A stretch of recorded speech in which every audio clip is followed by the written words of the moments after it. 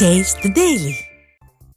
தூத்துக்குடியில் நகைப்பட்டறை ஒன்றிலிருந்து தங்க கட்டியை திருடிச் சென்ற வடமாநில இளைஞர் சேலம் ரயில் நிலையத்தில் பிடிபட்டார். அவரிடமிருந்து 37 சவரன் தங்க கட்டி மற்றும் 43,000 ரொக்கப்பணம் சிக்கியது. விகாஸ் ஷிண்டே என்பவரின் நகைப்பட்டறையில் பணிபுரிந்த மகாராஷ்டிராவைச் சேர்ந்த விட்டல் சிங்கடே சுமார் 37 சவரன் தங்க கட்டியை திருடிச் சென்ற போது பிடிபட்டார். வடமாநில கொள்ளையர்களை கூட கட்டுப்படுத்த முடியாத அளவு விடிய ஆட்சியில் சட்டம் ஒழுங்கு சீர்கெட்டு சந்தி சிரிப்பதாக குற்றம் சாட்டப்படுகிறது.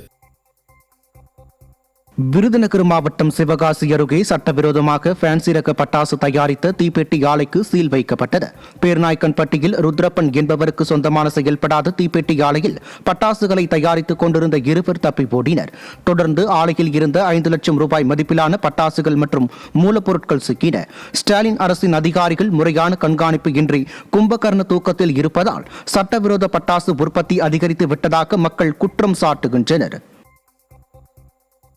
திண்டுக்கல் மாவட்டம் கொடைக்கானலில் சாலை ஓரத்தில் நிறுத்தப்பட்டிருந்த இருசக்கர வாகனத்தை இளைஞர் திருடிச் செல்லும் சிசிடிவி காட்சிகள் வெளியாகியுள்ளது.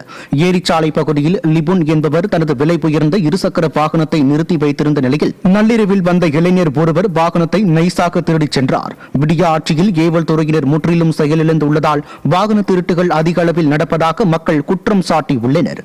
மாவட்டம் மானூர் சங்கரன் கோவில் சாலை ராஜீவ்காந்தி நகர் பேருந்து நிறுத்தத்தில் அரசு பேருந்துகள் நிற்காமல் செல்வதாக புகார் எழுந்துள்ளது. அனைத்து அரசு நகர மற்றும் புறநகர் பேருந்துகள் ராஜீவ்காந்தி நகர் பேருந்து நிறுத்தத்தில் நிற்க வேண்டும் என போக்குவரத்து துறை கடந்த வாரம் சுற்றறிக்கை பிறப்பித்தது. இந்த நிலையில் பல புறநகர் பேருந்துகள் நிற்காமல் செல்வதால் சிரமம் அடைந்த பயணிகள் நடவடிக்கை எடுக்க வேண்டும் என வலியுறுத்தினர்.